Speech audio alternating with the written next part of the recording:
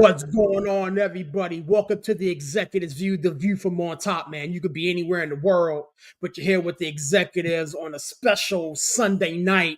I do appreciate that, man. You guys know how I get down. If you see the show, share the show. We're all over the place, man. We're on Facebook, Instagram, Twitter, TikTok, Spotify. We're doing big things in big places, and definitely want to take everybody along for the journey, man. I don't do this by myself, man. I got a slew of wrestling heads that are sitting here ready to chop it up and talk about everything that was 2024. My co-host is in the building, Barry the Villain Jordan. What's going on, my guy? How we doing, sir? I love you, serious. My brother, what's up, Aaron and Aaron? I'm so happy to be here. Glad to do another show with you guys, talking wrestling, getting a break from everything else, all sports, talking about a labor of love, WWE. What's up, boys? What's going on, my guy? Pleasure to see you here. My man Aaron from the Nonsense the Deep Thoughts podcast. He might as well put on an executive hat now. I mean, he's one of us. What's up, my guy? How you doing, sir? I appreciate the invite again. Thank you, guys. It's always good to see you. Yes, sir. I'm sure Steve will be here in a little bit. So hopefully he won't be too tired. But I'm not going to stop the train for that, brother. He's just going to get in where he fits in, man. I wanted to talk about the year that was. And typically how we do that is we just give out some Slammy awards, man. The categories are as follows. Female Superstar of the Year, Male Superstar of the Year, the PLE of the Year, the Return of the Year, the Faction of the Year, the Storyline or Rivalry of the Year, Match of the Year. Those are the categories that we're going to talk about. And then if we got time, we're going to talk about what we saw on Friday night with the 3-hour premiere. Tiffany cashing in and everything that was that. I kind of spoiled it for my man. Hey, he was working, so I apologize, sir. But with that being said, let's go ahead and dive into the first category, man. We're going to go Female Superstar of the Year.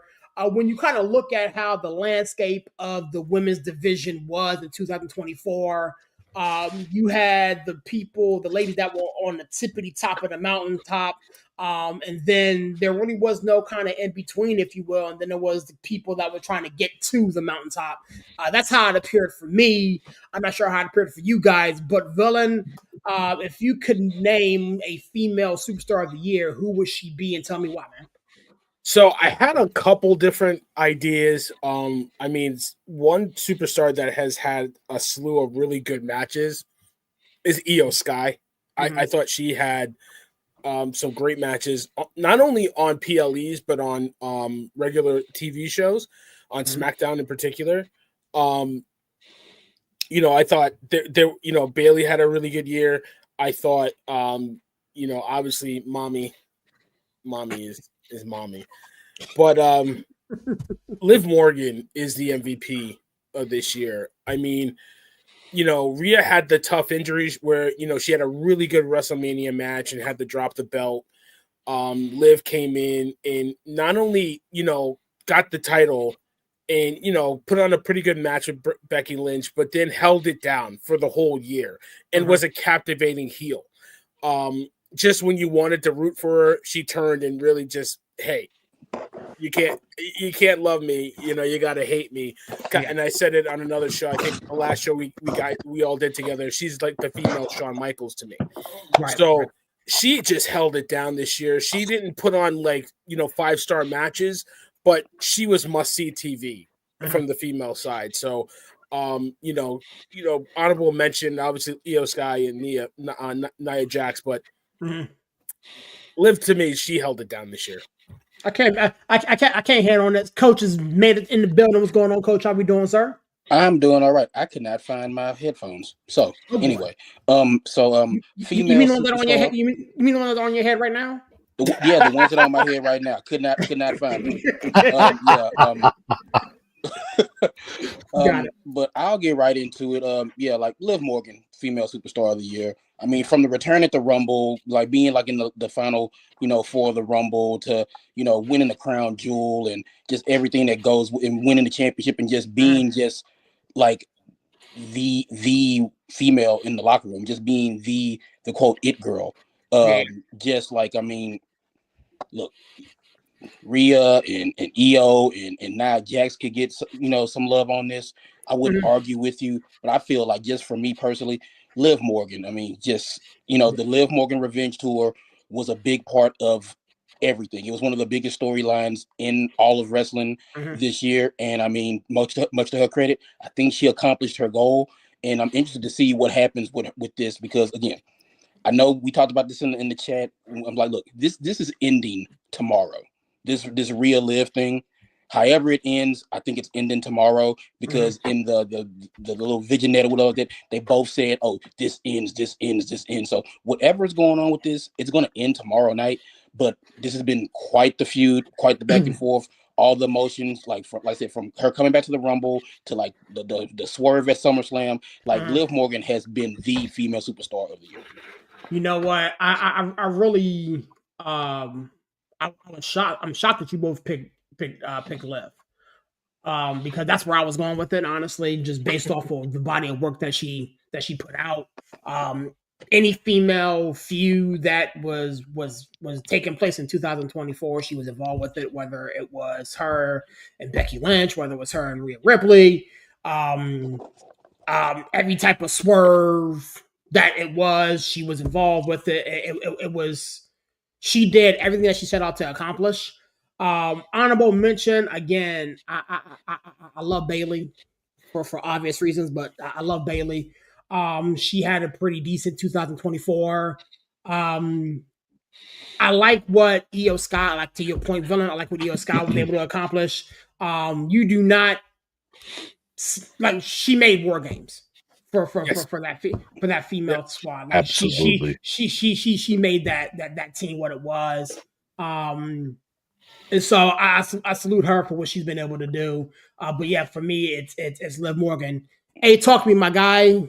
Female superstar of the year. This was tough. I'm gonna go with you guys as well. There was a lot of honorable mentions. Io Sky's definitely in the conversation. Obviously, Rhea Ripley for obvious reasons. She's a worker. I think without her, if she wasn't injured as much as she was, I think she's got a little bit more of a shot at taking Liv down. This came down to the wire to me between two people. It was Tiffy and it was Liv. I think if Tiffy, they would have pulled the trigger with her with the cash in sooner, I think she wouldn't have been as stale because I think everybody got kind of tired of waiting. Let that girl shine. She's going to do great things. I'm glad they spun her. And you didn't ruin it for me. I just kind of fast forwarded to the end because I knew that was the big thing for me. But the both of them are very well deserving, and I'm going to go with Liv Morgan as well. She's a workhorse. She puts in the work. She's a great storyteller. She's great on the mic, and she makes her own heat. People just genuinely hate her, and that is her job, and she does great with it. So, Liv Morgan.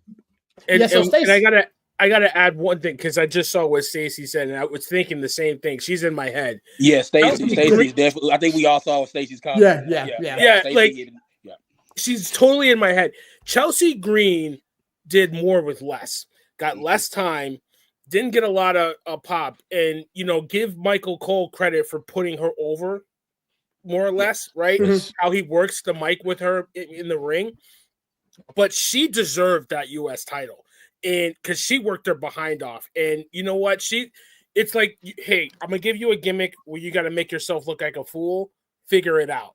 Like kind of like Santino Marella. And she worked with it and she rode it to the U.S. title. So hats off to her too. Yeah. Chelsea Green. I wish Io Sky would have won it, but I wasn't mad at Chelsea Green any way you splice it. So salute to her for that. Flipping it on its ear, gentlemen, the male superstar of the year. I'm gonna go in reverse order. Aaron, talk to me, my man. Where's your head at? Oh, I was hoping you were gonna save this for last, but I'm gonna spin you guys right on your point here. So I'm gonna go against the grain. I'm gonna go by body of work. I'm gonna go by natural fan reaction. And I'm going to go by how much this dude has worked and how the fans genuinely hate him. Dirty Dom. That boy has worked his ass off this year. Pardon my language. He's put work in. He's at every show. The fans' reactions every time. He's fit so nicely into the storylines with Liv and Rhea. He's a great compliment to him. That boy's deserved himself some type of a title push, whether it be a U.S. title run or maybe even an Intercontinental title run, but I'm going to go with Dirty Dominic Mysterio. I'm not mad at that. Talk about a swerve. I mean, I wasn't picturing Dirty Dom. I'm not mad at that at all. based off of what you just laid out there, I mean, the brother does work. Yeah, The brother does work. And again, to your point, Aaron, he does mesh with Liv and Rhea and this whole thing with him and Finn Balor that's been brewing now. That's probably gonna kick off, in 2025 to one of them actually getting singles gold. Knock on wood. Dominic Mysterio. Not mad at it. Not mad at it at all. Coach, talk to me, my guy. Male Superstar of the Year. Speaking of hate, this man also wins the award for Hater of the Year, and that is Drew McIntyre. Drew McIntyre. Drew McIntyre, like what he has done. You talk about body of work. Look, I don't want to like put the cart before the horse, but I'm going to mention Drew McIntyre a couple more times before this show is over with on some other things. But Drew McIntyre, just he's always had it. He who should not be named. Put the blessing on him a long time ago. Mm-hmm. And it was because he saw the potential. And it is a guy where, look, let's not forget Drew McIntyre's pandemic work. He was fantastic during the pandemic. And he's as good as he was during the pandemic. He has been this good in 2024.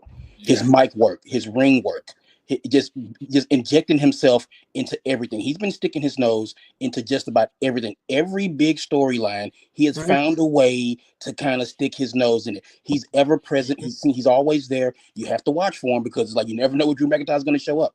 Now, Now I think with moving forward, he's going to be on SmackDown now, of course, as we saw. I mean, but who knows? He just shows up wherever the hell he wants to. Does whatever the hell he wants to. Like I said, he has just been fantastic. Had a couple of like 5-star matches, at least in my eye. Like, I'm not using the Meltzer scale. I'm using the Steve scale. Had some fantastic matches this year. Like the back and forth with him and Punk and just everything was fantastic. So like my male superstar of the year is Drew McIntyre. I can't argue against that. He was definitely gonna get a lot of pop on this show from a lot of people. I know Stacy's in love with him, so So I kind of know where the rest of the group kind of lies at where their feelings are. So, Villain, talk to me, my guy. Male Superstar of the Year, man. Where's your head at?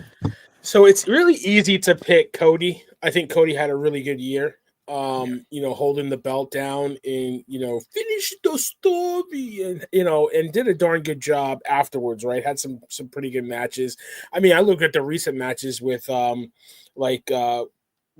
Gable and with Carmelo and just seeing he works, man. He works. But I'm going to go a little bit left too, just like Aaron did. And I'm going to tell you who my male MVP was this year. Solo Sikoa. I knew why? I knew where that was at. I knew where that was going. Why? Because he had to step into a position that not a lot of they were grooming him, right? Mm-hmm. They said it in vignettes that he was going to be the next guy. But you didn't know if he could actually do it. He had a match with Cena last year. You thought, wow, all right, he can work, he can go. But can he work the mic? Can he lead a group? Can he be a believable tribal chief? And he was. Like, I honestly didn't feel like the Bloodline missed a beat with Solo there, without Roman Reigns there. Mm-hmm. And that's a credit to, Heyman and Roman and the Usos really bringing him up. And, like, he played the little brother role, getting into the big dog seat, bringing up, Jacob and Tonga, everybody. And just was believable. Like, night in and night out, had to be a believable foil, a villain, a guy that was a menace, and you believed it. So I loved it. I thought he had a really good year. If not for him, you can't build a Bloodline civil war, right? So I love his work this year. I thought he did a great job. Yeah, I mean, a lot of 2024, whether it be house shows, whether it be TV shows, PLEs, was centered around the Bloodline. And after Mania, when Roman took his sabbatical, this brother carried it. He had to. He was a horrible good heel, if you will. Still is. And everything that it seems like the WWE is building is centered around the bloodline. Whether whether you're on this side of the fence or that side of the fence, it's centered around the bloodline. This whole tirade that Drew McIntyre is on right now, about to in preparation for Shield 2.0, just a spoiler, is about the bloodline. You helped Roman, or you didn't help Roman, so you're good. He said on Friday that I'm not here for you. I'm not here to hurt you, and then set Cody up. But yeah, we'll talk about that later, man. But it was one hell of a show, and his work is a big reason as to why. I thought about doing Drew McIntyre, but for me, it's Jey Uso. Superstar of the year is Jey Uso. What this guy was able to do, the fact that they finally put the strap on him, albeit for a little bit of time, the pop that this guy gets every time he hits the stage. This guy single-handedly got my son into wrestling. Yep. I got videos of him just yeeting all over the place, and it's fun. It's encouraging. He's a great guy to root for. I'm glad they finally put the trigger on him, got him the strap. Now I'm curious to see what they do with him next. Because you really can't be main event Jey Uso and not really main event anything.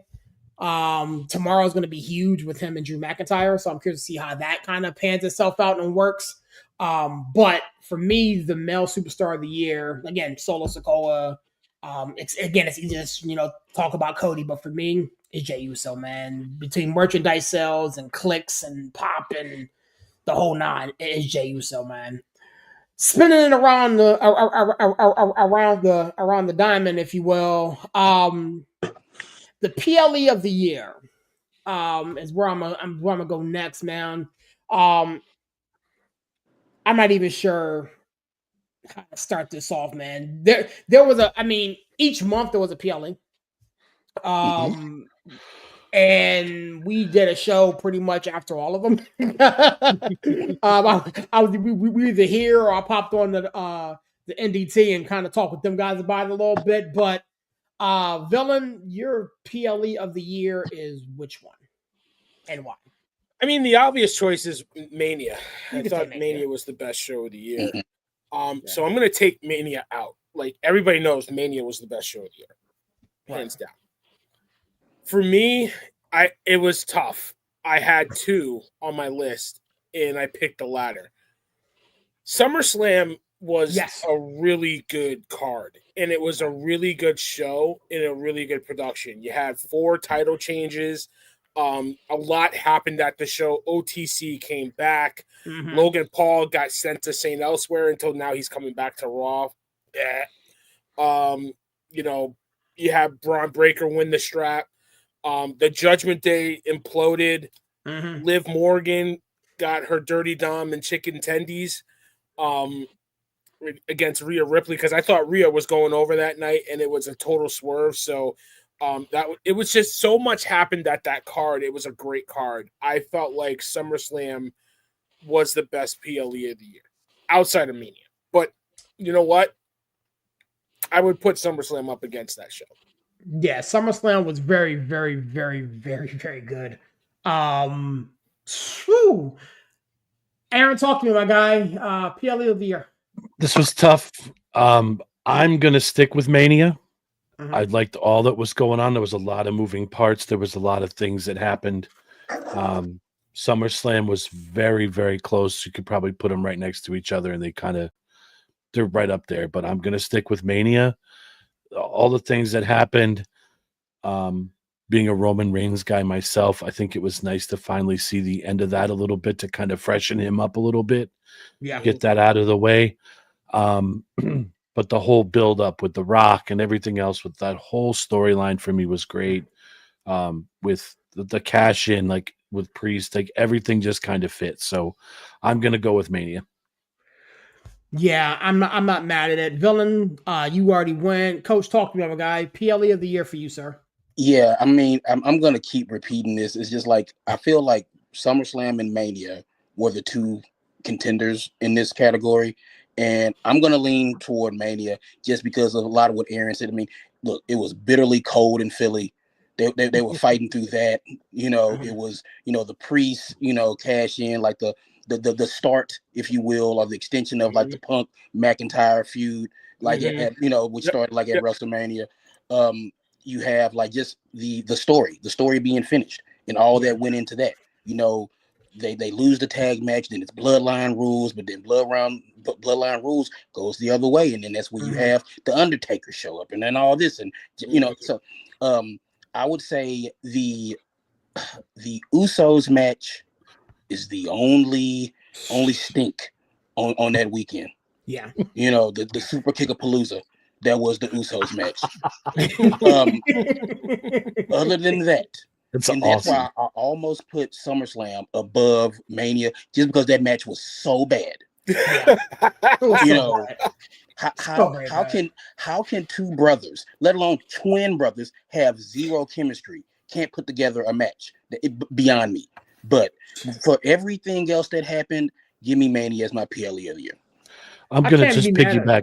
I want to piggyback off one thing of what Coach said, because there was so many stories that were finished in the last 5 minutes of that main event with Roman hitting Rollins with that chair from all those years back where he turned on him, from Taker admittedly saying like that was my last spot where I'm now at peace, like I'm retired. I needed that moment to justify the ending of my career. Usually all these stories build up to Mania. It was nice to see Mania kickstart a bunch of other stuff that's going to lead down for the rest of the road. Aaron, sorry to cut you off. I just you're right. And one thing serious, that Mania almost could have been a disaster, right? Because of the way The Rock came in, took Cody out, Punk getting hurt, kind of derailing that match that they could have had with Punk and Rollins. Like there was a little bit of reshuffling of the deck, but it was still Mania. It still had its moments, like Aaron said. I thought it was really a great show. It just really was. It was fun to watch. Mania was really, really good. SummerSlam, was also very good. I'm gonna go against the grain a little bit because I'm gonna go against the grain. I think Bad Blood was really good this year. Yeah, it was. I loved Bad Blood. Everything that entailed from CM Punk and Drew McIntyre's, trilogy, which we'll talk about, I'm sure, later on. The return of Jimmy Uso, and then the subsequent return of the final boss and everything that happened there. It was just, I think Bad Blood was really, really good. Again, case could be made for SummerSlam. Again, I'm not mad at that. Obviously, Mania is the mecca of all of this. And to your point, this could have went really, really, really left, and it didn't. I mean, the build up to it, from the smack in the face, to The Rock, flipping and turning heel, and this is for your boy Mama Rose, and I mean the whole nine. I mean, it was very, very well done. But again, to kind of give Bad Blood its due, because let's keep it a beam. A lot of the PLEs this year were not that good from bell to bell. I mean, you had a couple spots and a couple moments, but from bell to bell, they weren't that good. Too many. But and that's kind of my problem with Bad Blood a little bit. Sorry to cut you off, brother. No, you got work. Finn versus Priest was not a good match. No. No. The Liv Rhea, I think that ended in a DQ. It was okay. If it wasn't in the box match or whatever, right, in the box, which was good. But then Raquel coming back was good, but the match not really ending, and it was a botched ending. Yeah, it kind of lost a little steam for me. That the Hell in a Cell made that pay-per-view. That's what made the pay-per-view. I mean, you could have ended that show on that match. That's how good that match was. And you know what was my honorable mention though? It wasn't a great card. Backlash, because France was on. Backlash was on point. The matches were okay, but the crowd was so good. Well, I mean, that's why we did. popped. Yeah, that's why we didn't like the Canada crowd, because France was so good. The crowd was electric. It was, you know what I mean? So I wanted to even mention that. I wanted to be like, I want to give the Backlash crowd like a Crowd of the Year award, because man, they were hot. They were on it. Like, look, that Cody Rhodes like AJ Styles match was very good. I was watching not long ago. It was a very good match, but that crowd in Lyon, like, kudos to them. Like, they were the Crowd of the Year. So give them a little special award, for the guys over in France. And look, give them they did enough Slammy. They did enough. they did enough to where I think they have earned a PLE over there. Yeah, another one, a big 4-1. Because like that crowd was hot. Like the camera was shaking, for God's sakes. That crowd was on it. So it's like, definitely want to give them a little shout out. Imagine if they put like a Rumble over there. Exactly, or something. Can you imagine? Or something. That would be fun. Let's. We can talk about international rumbles on another show. But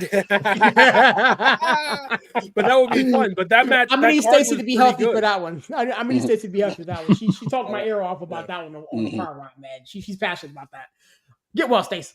With that being said, moving right along to the return of the year, man. 2024 had a lot of people step out for various reasons and then make a dramatic return. Coach, I'm gonna let you lead off here. Return of the year, man. Who gets this for you? So, I mentioned Liv Morgan earlier. Her return at the Rumble was pretty good, and it was like it set up her being, the female superstar of the year, at least in my eyes. Now this is gonna sound kind of like cheating a little bit, but I mean, Roman Reigns. Like, when Roman Reigns returned, it's like everybody was waiting for him. It's like we had talked about, like, when is he going to come back? When is he come back? You know what? It's not just. It's kind of like, where's Roman? It's like you knew he was going to come back eventually, but then when he comes back, when he steps into that, and you hear that, it was just like, okay, now we're back. It was kind of like we were kind of treading water after WrestleMania and through the summer. Now the OTC back. Now let's get back to business. Let's get back to work, everybody. Okay, because we made it. It's like, the big dog's back in the yard. Remember that gimmick, the big dog. Anyway, like so like for me, it was just like, okay, Roman's back. Now let's get back to business. It's like, you know what, we did it, guys. We made it through the summer. Roman's back. Let's get to work. Yeah. I can't be mad at that. I was screaming.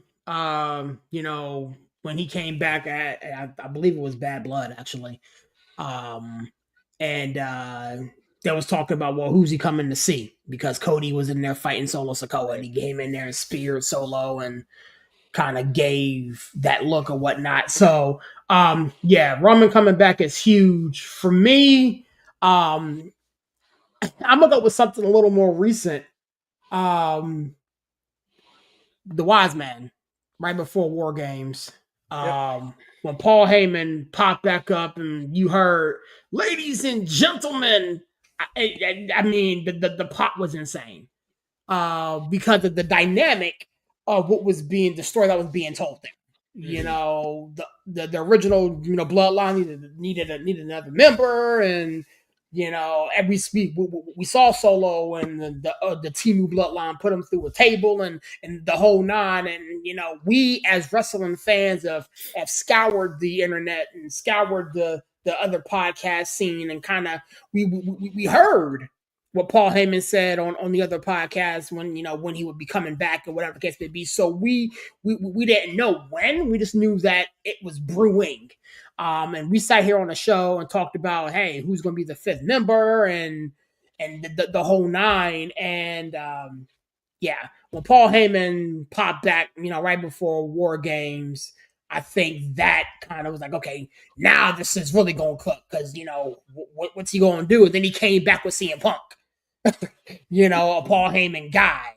And so we don't know. We still don't know where he's going to align himself with. I mean, he's cut promos, for Roman Reigns, but he still owes CM Punk a favor.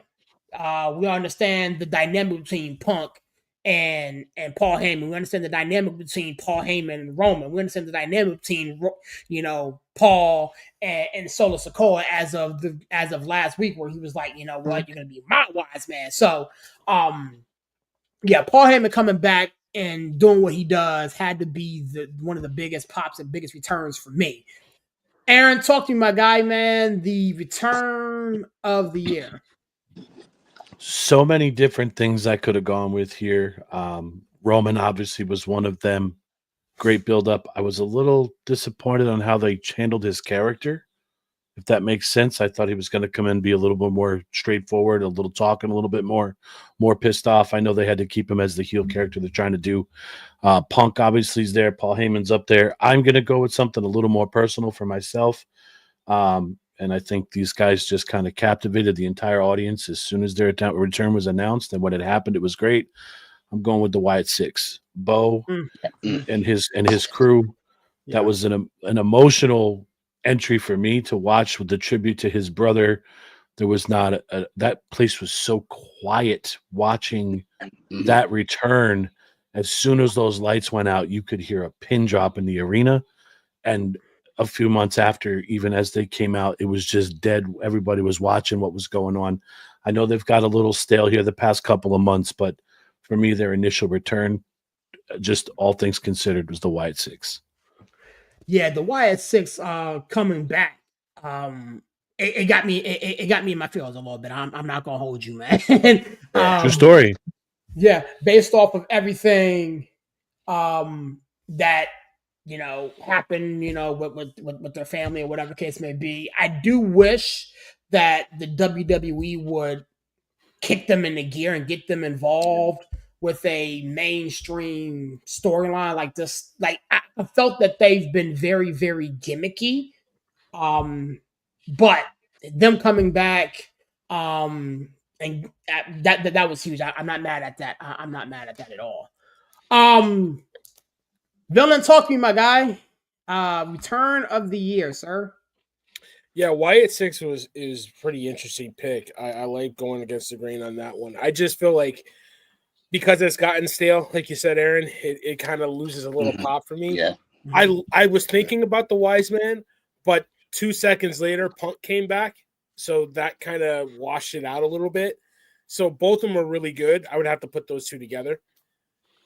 It had to be the tribal treat, the OTC Roman Reigns, because like I said, when it happened, we did the recap of SummerSlam. I think that was our first recap because it was so monumental. We were like, yeah. It's the pop that he deserved for the last 5, 6, 7, however long years you want to call it, because the WWE universe rejected him as the man, as the guy leading the ship for so long, like especially after his match with Undertaker at WrestleMania years ago, and it's my yard now, and the crowd just he earned that pop at SummerSlam, right? He earned that pop, and like you said, like what is he gonna do? Is he gonna come for Sikoa, or is he gonna come for Cody? What's he gonna do? Just as the crowd kind of knew he was coming, but you didn't know he was coming. And when the music hit, it was just like, oh my God, this is awesome. Like, this is why I watch stuff. I just hope they didn't. The thing is, like, we heard the music hit, and it took him a minute before he popped over. Like, I was like, please don't give me a swerve here. Do not play this man's music. I think that was due to the wonky entranceway at Cleveland Brown Stadium. Yeah. Like I hated that entranceway. It's like they were coming in from like the side door or something like that. Yeah. And I did not like that. But I think that has something to do with what he wasn't just coming straight down the ramp or straight, from Gorilla like normally. I think having to come down and curve down the aisle kind of took a little bit of the gravitas away from the moment. Exactly. But it was just, Stacey said it right. Like, he got the pop he deserved, and the crowd went crazy for him. He didn't have to say anything, came in, did his business, and left, like, it was awesome. Honorable mention, because I just, not that I was shocked. I was shocked that he was there, but how they put it together. Jimmy. I liked when Jimmy came back, how he came back with the mask and had that look on his face. You know what I mean? It was just awesome to see that. But the tribal chief, I have to acknowledge him. It was awesome to see. Well, honorable mention for me, honestly, the final boss. You know, again, I'm giving it to, you know, the return, but what The Rock did coming back is just I tip my cap down for that. Yeah, we forget that, right? Know, earlier this year he came back. Nobody thought he was there. Just real quick, I want to, and again, we talk about like personal returns, stuff like that, like the War Raiders. Both of those guys have been through. Not just one, but all what both of those guys have been through to come back and to look like they never left, and to get the tag team gold. Big up to the War Raiders. Yeah, salute to them. Salute to them for that. Faction of the year. This has been a category or a year, if you will, where factions kind of, I don't know how the word is. Like we joke in our group chat about, you know, all right, enough of this Judgment Day stuff. Enough of the Judgment Day stuff. Like, break this up. And Aaron, to Aaron's point, the Wyatt Six could possibly qualify for Faction of the Year. So I'm actually gonna let Aaron back lead off here, man. Your Faction of the Year, man. Where's your head at? This was tough because had the Wyatt Six been handled properly, I was definitely going to go all in on them, and they started off hot. But right away, I got tired with the Chad Gable Alpha Academy stuff. Like, be done, move on. So I think WWE knows what they have with them, but with all the stuff going on with the Bloodline, they're going to get lost in the shuffle. So they're trying to hold off on that as long as possible. So you got them. You got Alpha Academy. I can't stand. The Judgment Day needs to split up. Yeah. My honorable mention was just who Coach brought up was the War Raiders. But I'm going to go with the entire Bloodline as a whole. Yeah. That family is wrestling. That lineage is there. And the storytelling is captivated everything. I don't exactly remember which pay-per-view it was or PLE, sorry. But when they started out with the Bloodline match and the rest of the show was dead. Crown Jewel, right? No, it's Crown Jewel. Was it Crown Jewel? Yeah, you're right. Crown Jewel, That's how much I was interested in it because I was waiting for this Bloodline match. It was the first one. I'm like, oh no. And it just was flat from that point on. I mean, that was the big match to me.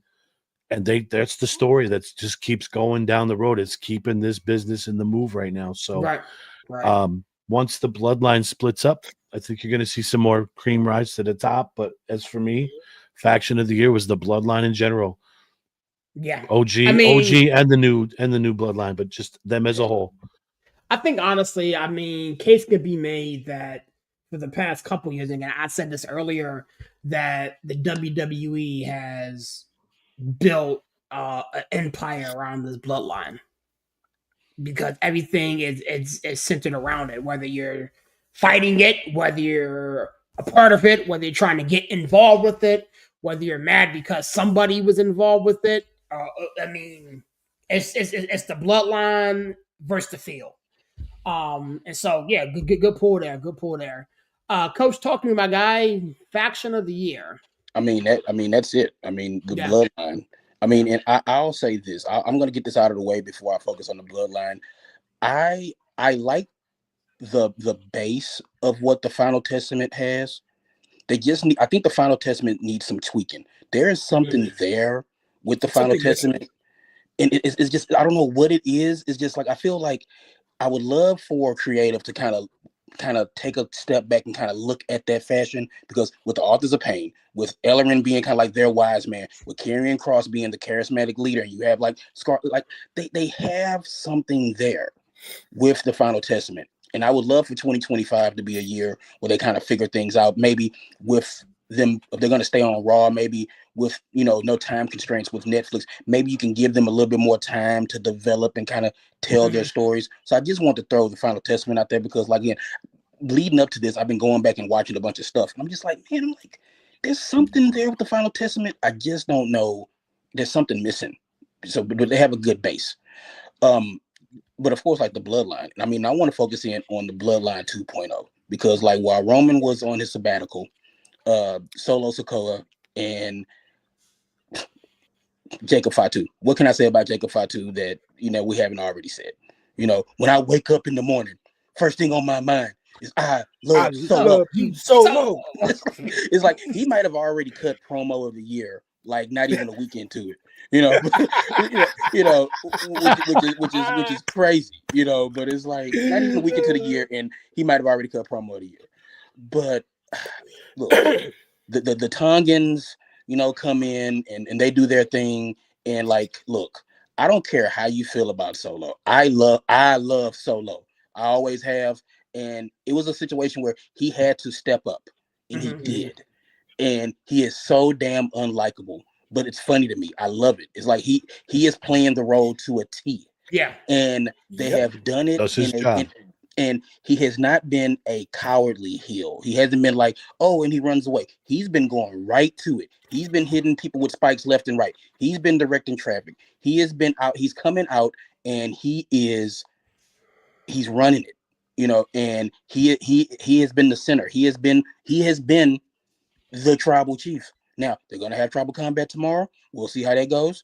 I have some predictions, but that's not what we're here for tonight. But like.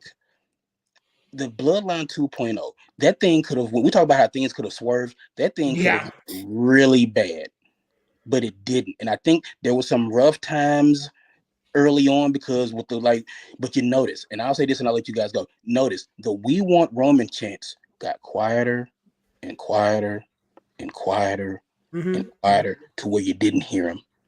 So that just shows how good the Bloodline 2.0 were doing. They were getting the fans involved. They were keeping the storyline moving, so to speak. So Bloodline 2.0, like the entire Bloodline is the story, will be the story. But I want to focus more so on the Bloodline 2.0, the Temu Bloodline, as people call it. So I call them the Temu Bloodline. That's what I call them, man. Honestly, for me, again, the Bloodline really needs no ringing endorsement from me. I could have went New Day. I could have went Wyatt Six here. But as much as I'm not a fan of this faction, they were another cog or another thing that the WWE really did focus on and build storylines out of, and that's the Judgment Day. We had PLEs centered around it. We've had fights. We've had matches. We've had everything was centered around the Judgment Day. And if we're gonna congratulate what Liv Morgan did, what Rhea Ripley did, what Damian Priest did in 2024, it was all centered around Judgment Day stuff. So as much as we want this faction to break up now, in the early part of 2024, when they were running things and having success, they were it. Now this new version, I guess the 2.0 team version of the Judgment Day, if you will, it's abysmal, and they need to break it up and figure something else out. But we've had PLEs about the Judgment Day, Liv Morgan and everything about the Judgment Day, Finn Balor, the whole nine. And I guess the thing that's coming to a head tomorrow with Liv Morgan and Rhea Ripley is, again, about the Judgment Day. And again, no disrespect to the Bloodline. Again, the Bloodline gets all the money. But again, Stacy, stop cooking, man. Stop. Get out of my head. Judgment Day helped grow in such a big way, and she's right.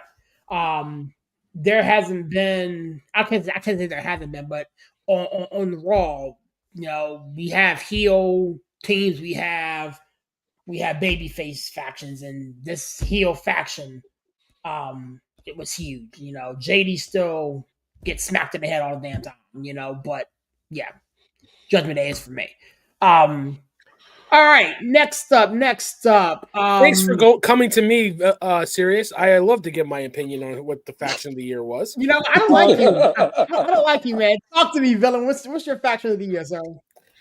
As I spin my belt here, listen, Bloodline basically made the money for everybody, right? Mm-hmm. They were the draw on the card, and especially Bloodline 2.0 for everything that Coach said. He's absolutely right. When you lose Roman, keeping their interest, being a believable heel, being a threat in the WWE, not just being a bunch of guys running around pretending. You know what I mean? Like they really held down as a major threat to anybody that wanted, they wanted to get involved with, holding the tag titles for a little while, Solo going after the world title. But the Judgment Day quietly touched so many different storylines. It's hard to not pick the Judgment Day, even though we will all want them to break apart. Like you're right. Like Rhea held the belt, Priest held the belt, Liv held the belt. They held the tag titles. They were in storylines. They made their mini implosion really held down storylines on Raw and intertwined with so many other storylines. Like really, who would have thought after last year, what have you, with Jay and Priest going at it, that those two would tag on Raw and be a cohesive kind of thing, right? For a little bit, like because of the Judgment Day. Yeah. Dom is the best heel on any brand because of the Judgment Day. Yeah. Like, you have top heels, Kevin Owens becoming a top heel and being that bridge match between Survivor Series and Mania. He's unbelievable, but nobody outside of now the New Day gets heel heat like Dom does. And, it's bringing Raquel along too to give her some shine and give her heel heat, and Liv gets the heel heat too. So Judgment Day, even though we want them to break up, you almost feel like you're over them. They had a hell of a year. They really did. Yeah. Definitely. Moving along, and again, Stacy's in the comments cooking because they did exactly what they had to do. They made us absolutely hate them no matter what they did. And then when the Terror Twins happened, the heel reign was even bigger. So again, I really want them to do something with the Terror Twins, but that's something we can talk about at another date. We're gonna go with the rivalry or the storyline of the year next. There can be so many different angles that we can take here. And again, if you want to get to the what took place in November, December, I know where Stacy's head's going. But we could definitely spin that. But Aaron, talk to me, my guy. Where's your head at, man? Well, he popped off. Okay.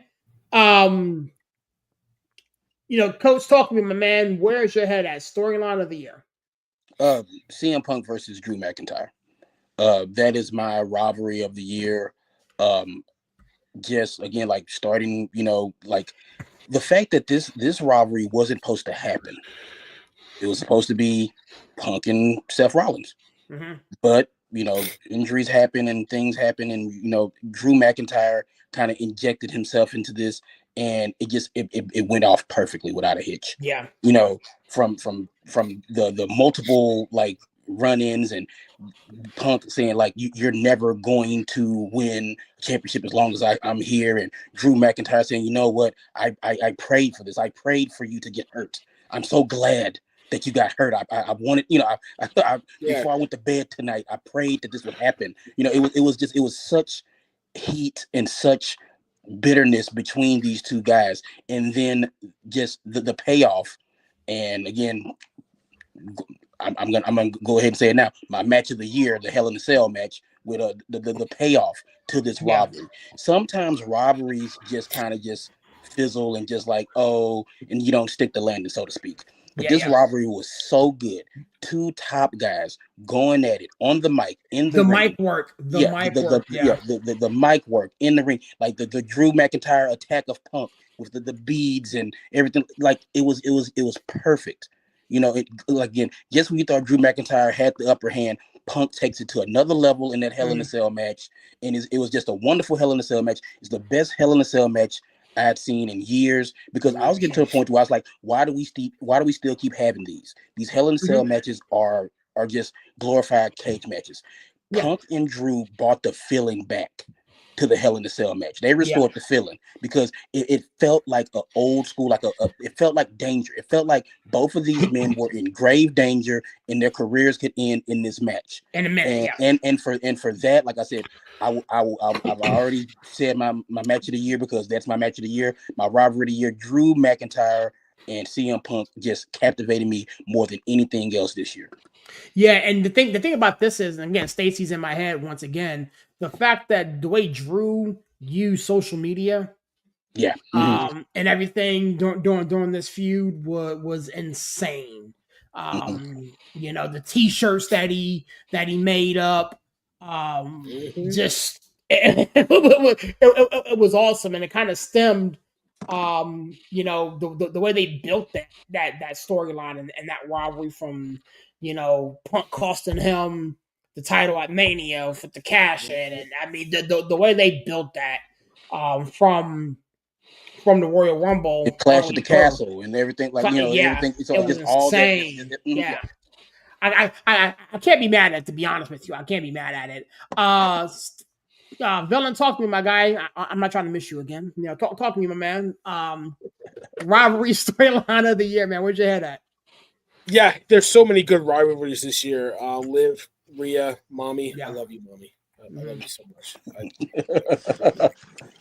You know, there was a lot, but Punk and McIntyre. You know, honorable mention. I'll bring these up first. I don't want to steal anybody's thunder. Monster versus Monster. Bronson Reed and Strowman was quietly really good. Yeah. I liked it. It was quietly really good, right? No, not even quietly. That was a very loud. I wanted more of that.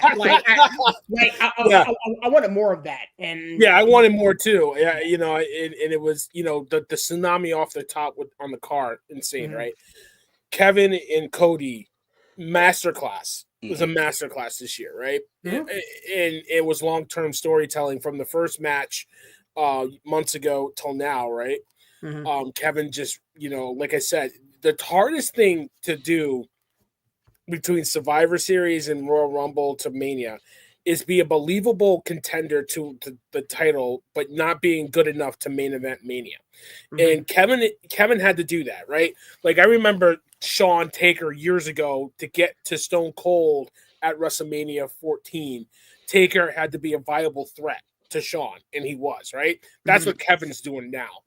Mankind had to be a viable threat to The Rock to get The Rock's Austin at 15. That's what Kevin's doing now. But McIntyre and Drew McIntyre and CM Punk is so good because that came out of nowhere. If Punk didn't get hurt, we don't have that rivalry. We don't. And what Coach said is right. When he said, I prayed for this and it happened, that sparked everything, right? Yeah. And then to have the mic work, because Punk was on the shelf for most of the year, to carry this rivalry with Punk not even being healthy is great storytelling, great writing, but shows how talented these two are. And once they finally got in the ring, you got the build up, and it all culminated with the Hell in a Cell. That was a terrific match. So definitely a match of the year candidate. So that Punk and McIntyre rivalry carried Raw for a while, and it was really good. Yeah. For me, I'm gonna go off the beaten path a little bit, and this rivalry, in my opinion, was cut short due to injury. But I was really, again, obviously Cody, Cody KO gets some recognition, and obviously Drew and CM Punk. But I was really getting into this Seth Rollins versus Bronson Reed thing. I was really getting into that. Just from the story that was being told, Bronson, you know, taking out everybody, and you know, the tsunamis, and, you know, took out, you know, Miz, took out Truth, you know, took out Seth, and then Seth comes back and gets his revenge, and they go at it. And again, we had a conversation in the group thread about, I need more of this. I mean, you know, they fought, I think, twice. I needed around 3, you know, when Seth won and he pops up, you know, blood dripping down his face. I needed that in my veins twice. So unfortunately, you know, now Bronson's hurt, and Seth and Punk is about to rip stuff down tomorrow. I can't wait to see that. But that's kind of where we was all going anyway. We all wanted Seth and Punk to get their hands on each other for obvious reasons. But before that could take place, this Bronson Reed angle that the WWE was going in was something that I wanted to see more of. Obviously, it doesn't compete with CM Punk and Drew, but yeah, I need more of that. And just keep in mind, I just want to say this. Keep in mind that the reason why Seth and Bronson Reed became a thing was because the Drew McIntyre and Punk rivalry was so hot. You couldn't just bring Seth Rollins back into it with Punk because that other storyline was so hot, was so good. They're like, okay, we got to have Seth do something. So then, so once again, it's like you have this rivalry that even begat another rivalry. The other, so it's just, just want to throw that in there. I mean, honestly, it wouldn't shock me when Bronson Reed comes back, whenever that is, midway through 2025, the WWE doesn't revisit this. Because I mean, those two had interesting chemistry with each other, and they both worked. It's unfortunate that Reed got hurt, but yeah. Aaron, talk to me, my guy. Where'd you head at? Yeah, sorry about my technical difficulty before. So my first thing is Punk McIntyre. Yeah, there's a bunch that I could have gone with. I think if this Punk Rollins feud kicked off earlier, that might be there. Yes. But Punk for me, Punk and Drew. Let's first off give the flowers to the man. Drew McIntyre has come so far from his days with the 3-man band. Oh man, to what he is now, like amazing. Yep, and the pure genius in a lot of this stuff. Stacey mentioned the $2 bracelets before. I love how they brought that element into this with his dog and his wife's name on there. It showed the human side of CM Punk, that he's a family man, that he's a real person, and that's what fueled his fire. Drew was it made me hate Drew McIntyre even more. That's exactly what the point was. Yep. So the storytelling with those two, the payoff at Hell in a Cell, the this amazing feud. Watching Punk torment him at Mania to start, I knew something was gonna pop off there, and it just drug, and they just ran with it. So kudos to those guys. So yeah, that's my rivalry of the year. Yeah, no argument there. I mean, again, if you guys didn't go with Drew McIntyre, CM Punk, I would have. Yeah, that a class there, a class there. And you know what? One other one too. Got to give The Rock, Roman versus Seth, Cody a little love too. I mean, was the Rock just made it work, and his willingness to turn heel to make it work, to do business. You know what I mean? Like, I have it was must see TV. It really was. Talk to me. Where'd you head at? I have a huge problem with that whole thing, though. We never really touched on this. Maybe you guys did a while ago, but I don't like how The Rock was trying to go into business for himself initially, and that was almost force-fed. Yes, to change gears. You shouldn't have came in and flexed your muscle like, I'm on the board now. I'm going to do this. Rock Roman does not need a belt. That should never have been a consideration. Right. The Cody storyline should have been. Now Rock is genius and spun it. He listened to the fans. He listened to the folks. Yeah. Kudos to him for that. But he should have never created that monster from the beginning. Just my opinion. That should have been a storyline on its own, and they should have just let him go. Yeah. It just got polluted a little bit. I hear you, Aaron. You're right, but the fact that you got that storyline made Mania better. 100%. 20 times better. Well, and guess what? And guess who's gonna be in the Inuit Dome tomorrow night to once again inject himself back into things. Good old final boss. Yeah. Well, here's the thing. Like, I mean, I think that. How can I word this? I don't think a face Rock could have spun that. You know what I'm saying? So he had to flip it, but I'm not mad at how we got there. If that makes any sense. Like, no, I understand what you're saying, but they should have never been in that position to begin with, is what I'm going with. I got you. I can respect that. I can respect that. That's fine. I can respect that. With that being said, I mean, we understand where Steve's head is at, but the match of the year, Steve, is obviously Drew McIntyre and CM Punk. He alluded to that a little bit ago. So I'm gonna let you sit this one. I don't say sit this one out, but I'm gonna let you go last if you want to add on to that. No, let me add on first before the other guys. I just want to say it was the culmination of what I thought was a rivalry of the year, and the spots were fantastic, and just it was brutal. It was intense. It was just, you talk about, like, you know, when you could hear a pin drop in that arena. Like, everybody was captivated. It was high class storytelling. A lot of times feuds kind of stumble to the finish line. They nailed the end of this feud, and it was fantastic. And for me, Punk and Drew in the cell was the match of the year. Not arguing with you there. Aaron, talking to my guy, match of the year. Where's your head at? This was tough. There's so many, but I had to go. I had to go something a little more personal. The technical ability versus this other person's speed and athleticism and agility. I'm going with Bailey Io Sky at WrestleMania. Bingo. Bingo. You took my thunder. Bingo. Yes, sir. Yo. Sorry, dude. Sir. I thought I was going to sneak in there. Come on now. You knew Dan gonna go. Well, you wasn't going to sneak that in whatever before me. Wow. You know how much I love Bang. The match was just great. The two of them, the chemistry in the ring, and the way they're different styles. Bailey's such a technical wrestler, and Io is just agile and fast. It worked. They just complement each other so well and made that match work. I mean, the thing I like about this one here was, you know, the build and the storytelling about it. You know, the way they set that up, and the way Bailey was like, I understood what you were talking about, and she talked her language to her, and, you know, was about to hit her with the pole and everything.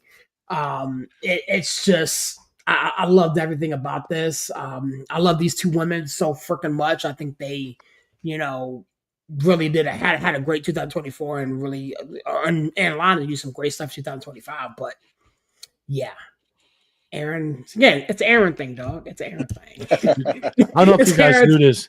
I got to meet Bailey. Don't talk to me about don't talk to me about that anymore. Don't talk about it. You know what? This do hurt my feelings. See, this man shoot me text messages and video of him at this little meet and greet thing. You know what? I'm so mad at him for that. Anywho, Barry, talk to me, my guy. Is this where you going, or are you going somewhere else now? Yeah, I mean, there were so many really good matches. Obviously, Drew in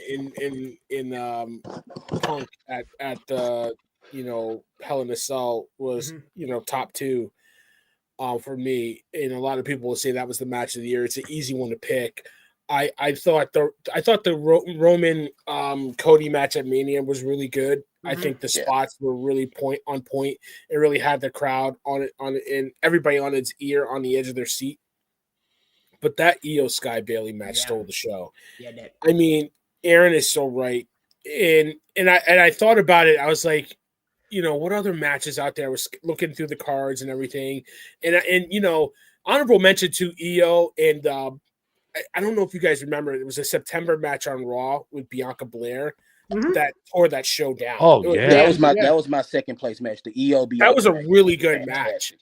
And I just, when I was looking through that match and trying to put them all together, and I was like, Io had some really good matches this year, and I was like, how could I forget that match? Because you're right, Aaron. You know, Bailey being a technical wrestler, it's kind of like a female Shawn versus Brett. Right. Yes. And Brett with being the technician and Shawn being the high flyer, and Io being the high flyer and Bailey being the technician, right? And Bailey selling the knee injury throughout the match. I watched the match again, and it was like a 20-minute match. I was like, even the entrance for Bailey was awesome, right? Yeah. Her coming in with the little thing with the wing coming on, you know, it was awesome, right? And you just, you know, the high flying and everything in that match.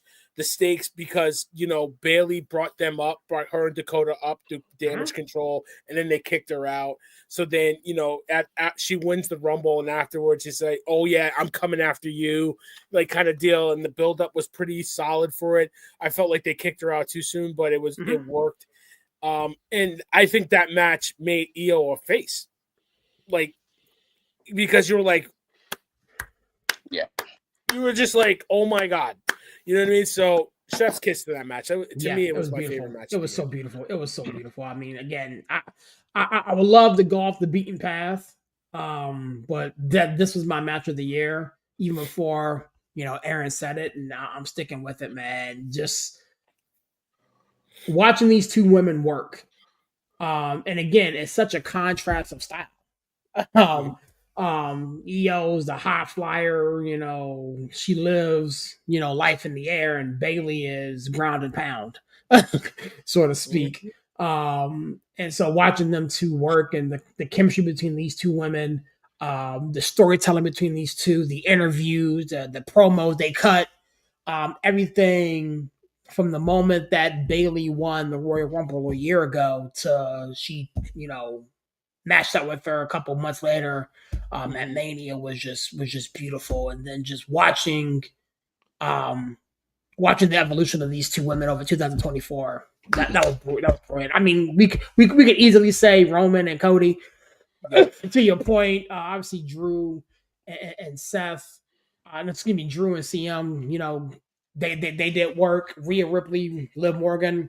Yeah, I want to throw out because I mean they had a bunch of matches, but the Melo Andrade series. Yeah, that was those boys were cooking.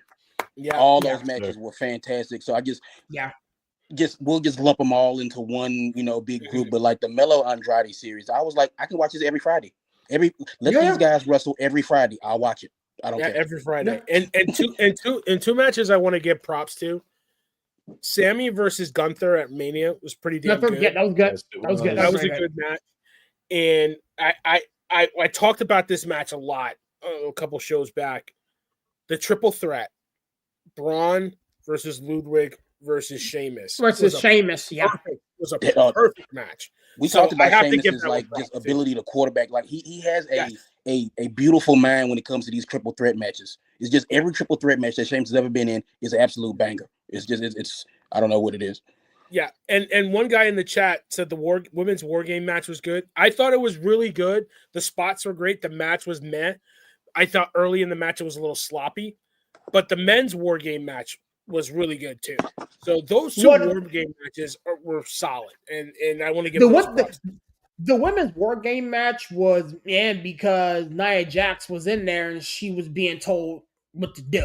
Like we heard it, we heard the audio. Like Nia Jax kind of dragged that whole thing down, and I really wish that maybe she wasn't involved with it the way that she was. And I would have loved to have seen that again. I love Bayley, but I would love to have seen Jade Cargill involved in the match because she just brings a whole different dynamic to what she does. But that triple threat at Survivor Series with Sheamus and Braun Breaker and Ludwig Kaiser was big. The technical application about it was just top notch. With that being said, gentlemen, interesting Slammy Awards show, but I wanted to give you guys an opportunity to kind of talk about 2024. Anything else you want to bring up? Wanted to kind of cast your visions for 2025. What do you see kind of popping off? And if you wanted to lump the SmackDown we just witnessed into that, you very well can. Salute to Tiffy for finally cashing in and doing her thing. Long overdue. Thank God. Yeah, exactly. Now I'm curious to see what the future holds for her, and what the WWE does with her. What happens with Nia Jax now? Obviously, she's probably going to get some type of rematch. We still have some unfinished business on SmackDown regarding what the hell happened to Jade Cargill and who's responsible for that. I think personally that it was Naomi, but we'll talk about that as the year goes on. It was not Bayley, Stacey. It was not Bayley. Leave my girl alone. It was not Bayley.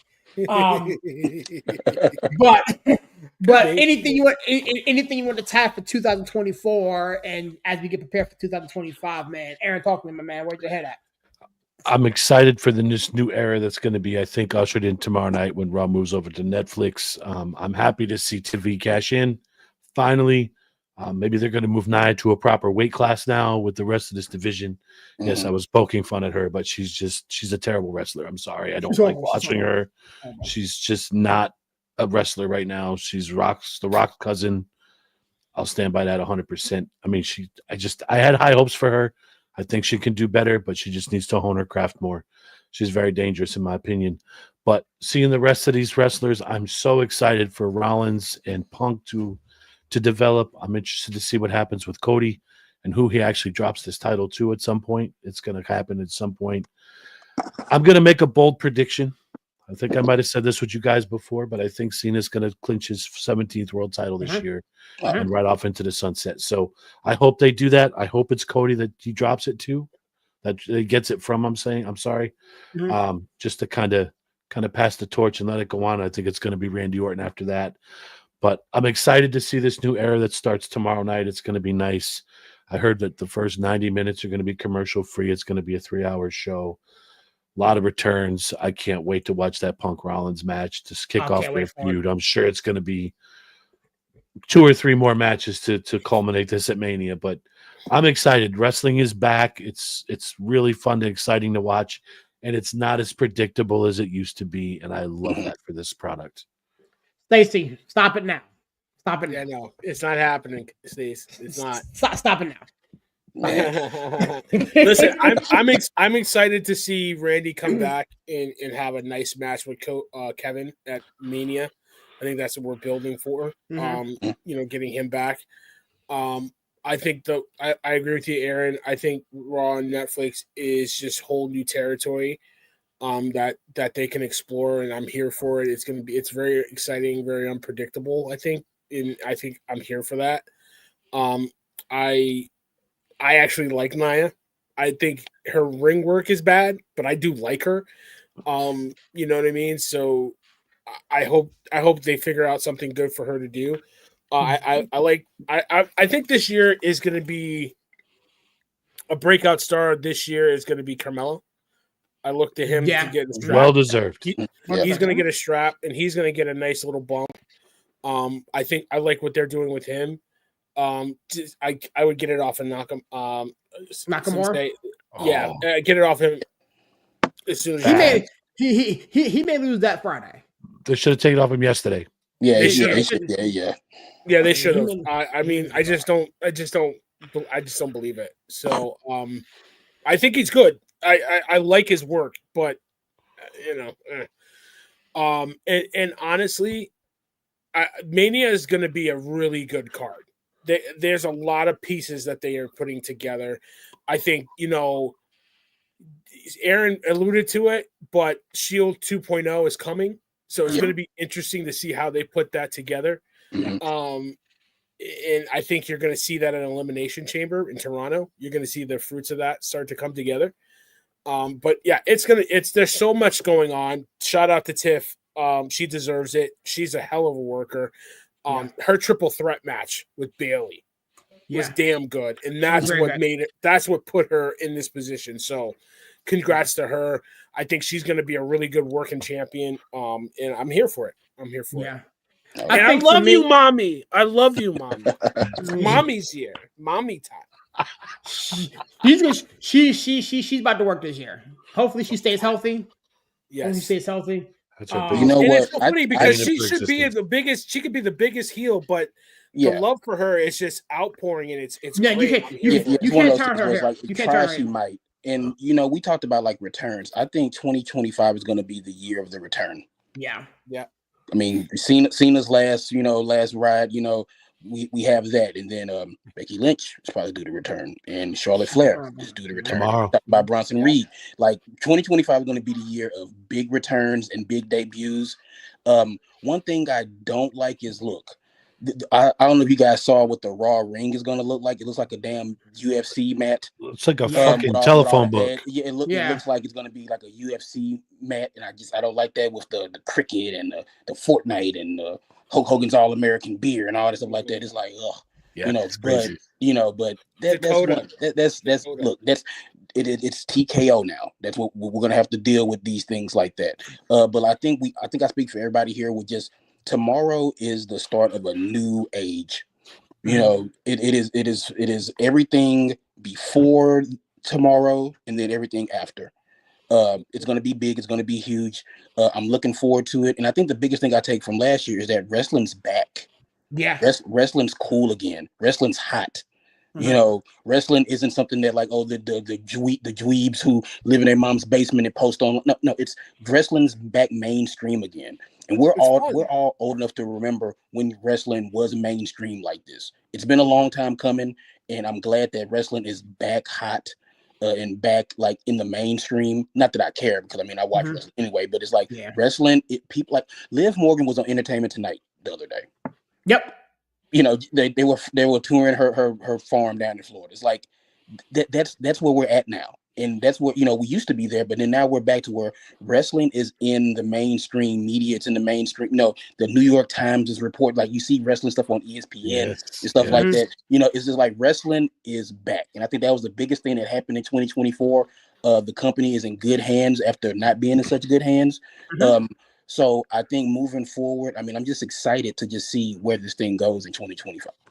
Yeah, for me, kind of putting a bow on 2024, I think that, you know, the evolution of the brand, you know, we talk about it a lot, especially when it comes to basketball, where these superstars are now, to your point, Steve, in mainstream media. They're active on their social media. They're going on the talk shows. They're doing the circuits.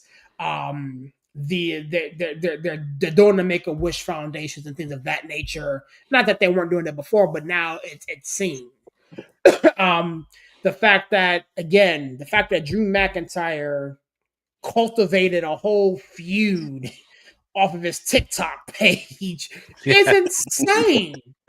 And freaking insane. So salute to, you know, the powers that be for introducing that. Again, it's a sad 2025. I'm a big Cena fan. Always have been, always will be. Understanding that this is his, you know, last hurrah, and you know, when the clock strikes midnight in December, you know, he's gonna go off and do different things, man.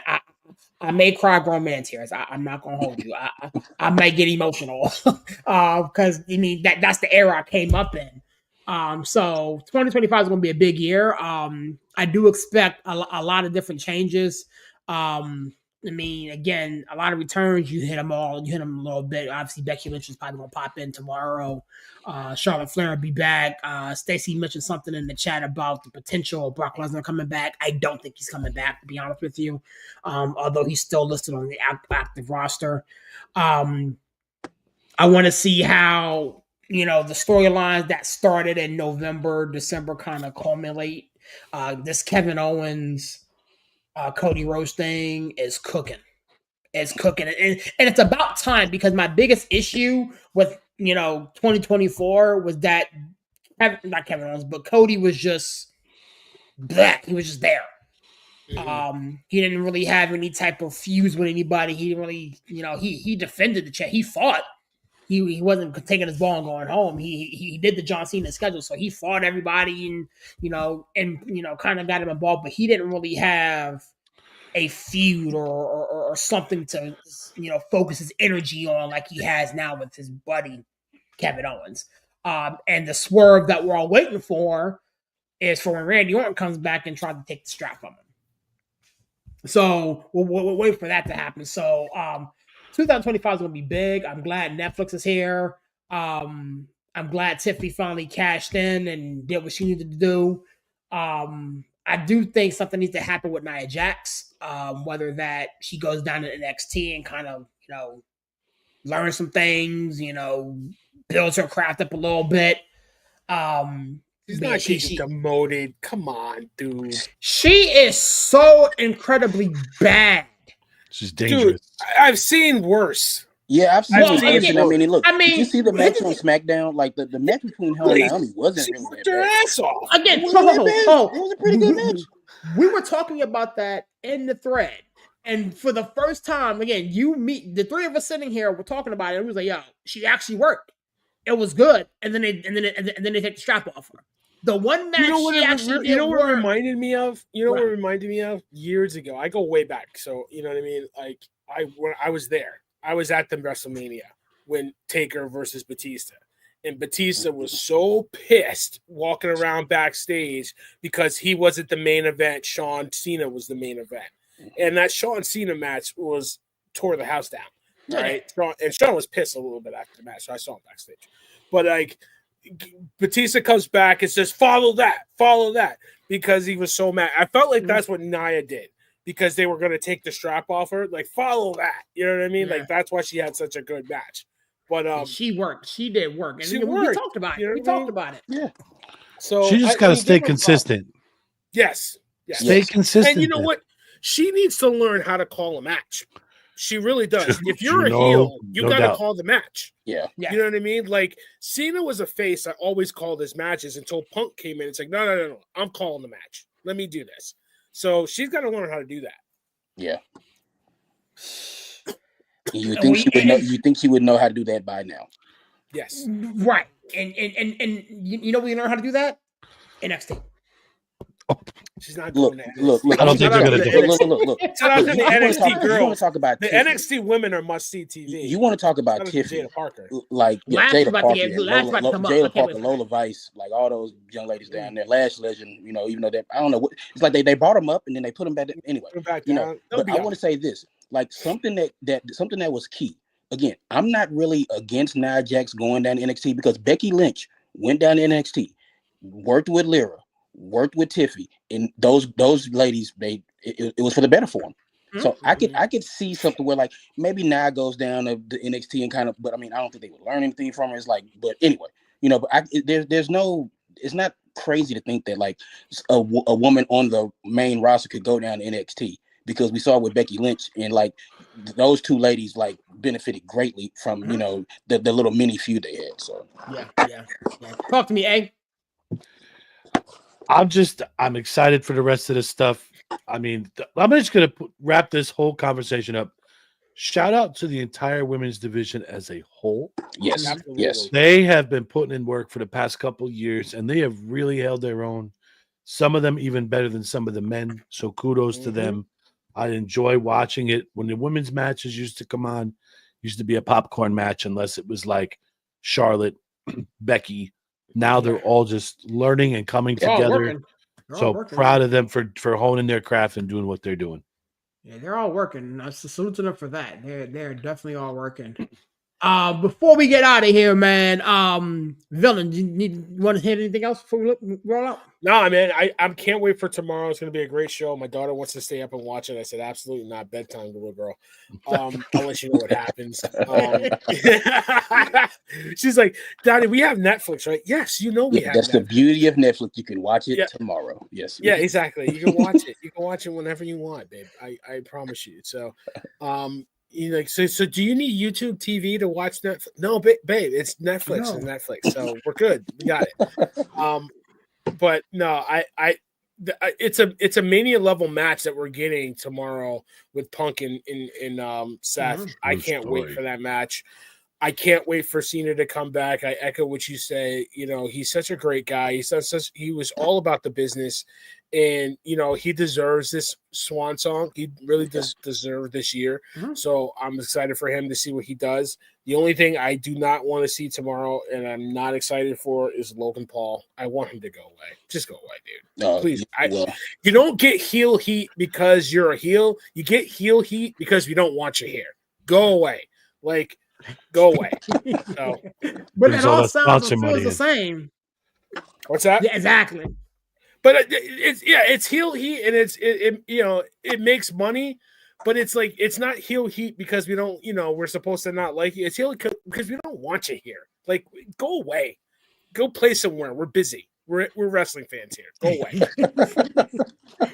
The thing is, he works when he gets in there. I give him that. He does work, and he had a damn good match with LA Knight. It was a spot match. At SummerSlam. But I was happy it was over, because it's like, now I don't have to see you anymore, because you're not going to come in and work, just 2 days a year, without the strap, and now he's. I mean, he was at the Netflix thing at Titan Tower or whatever. Yeah, in Stanford. Yeah, and I was going to go down there. He was there. So I mean, we're gonna see him more often. I know, when I heard he was there, I was just like, ugh, again. Yeah, when I saw that he was going to be there, I was like, oh, here we go. Drink Prime. Drink prime, nigga. Drink prime. Drink prime. Drink prime. So with that being said, I'm gonna get you guys out of here, man. Aaron, you know what to do, my guy. Give me a plug and a close up and shut it down, big homie. Guys, shout out to you. Thank you so much for having me on again. I always enjoy my time with you guys. It's really exciting. I'm going to extend an invite to each and every one of you boys. Whenever you want to come on to our show, just reach out to me. I will get you on each individually or bring you on as a group like we're doing now. I'm probably going to steal your idea and do our own episode of the Slammies on Wednesday night. So tune in, NDT Podcast, Squared Circle Sessions. You're probably going to hear all the same stuff coming out of my mouth, but my guy Justin, I want to get his take on stuff. So once again, thank you so much for having me. Appreciate you, boys. Yes, sir, man. Shout out to my homies, man. I love doing the show with them and all my buddies over there at Knots and Deep Thoughts, man. They're doing big things, man. I'm definitely enjoying the partnership and the friendship with those guys, man. Coach, you know what to do, my guy. Give me a pleasant close up and shut it down, big homie. Oh yeah, I mean, we do what we do on Tuesdays, but I mean, I love when we do this. This is fun, kind of off the beaten path. So big ups to Chandler, the homie Chandler. Thinking about your Unc. I mean, I know this is not like he probably not gonna listen to this because he thinks it's a soap opera. But big Unc, love you, big Unc. It's fake. Yeah, like it's predetermined. Charge your device. Charge your phone, please. But like I said, guys, the same thing with boardroom meeting. If you see this link, share this link, because it just helps us out. Helps us get out there. Big ups to Stacy, who joined us in the chat. Hopefully next time she can join us on air. The first lady of our wrestling crew, Stacy. So big ups to Stacy. And Miss Elizabeth of the Elizabeth. No, but that's my baby. I love her so much. No, but So that being said, guys, until next time, peace. Later, homie. Appreciate you coming through, man. Villain, you know what to do, my guy. Give me a plug and close and shut it down, big homie. Yeah, dude, I love doing these shows. I can't wait to do another one again. Probably do one after Royal Rumble. It almost feels like we need to do one every week. You know what I mean? So I love talking wrestling with you guys. It's fun. I'm back into it. Now my daughter's into it. My son's kind of into it. But my daughter just loves everything Daddy loves, so she watches it. I was teasing her today. I had a video clip on repeat. I love you, Solo. And she's like, Daddy, I don't love Solo. I don't like him. I was like, I know. He's like, you're supposed to boo him. I know you're supposed to boo him. And, at SmackDown, after every match, before every match, who do you want to win? I don't know. Whatever. You know what I mean? So she loves it. So it's just fun watching it with her. Love doing the show with you. Can't wait to do another one. We'll be back at it Tuesday. And guys, you like the show, like you said, share the show. Everybody watching us, thank you so much for participating in the show. We can't do it without you guys. I love you, serious. I love you, brother. Peace. All right, big dog. Appreciate you, man. It's your boy Serious repping that 412 and the 703, man. Such a privilege and a pleasure doing this show. Every time I get the opportunity to do it, man. Shout out to my friends over at Knots and Deep Thoughts, man. Looking forward to continuing to partner with them. Yo, tomorrow night, I cannot stress this enough. Tomorrow night, me and my dad and the rest of my Steelers fans is going to be in the building. And let's just say I am not happy and things will be set. So if you're interested in kind of hearing your boy crash out real quick over this 4-game skit my squad is on, pop in tomorrow night because things will be said. And I told my dad I'm apologizing. I texted my pastor from my previous church. I was like, listen, don't watch this.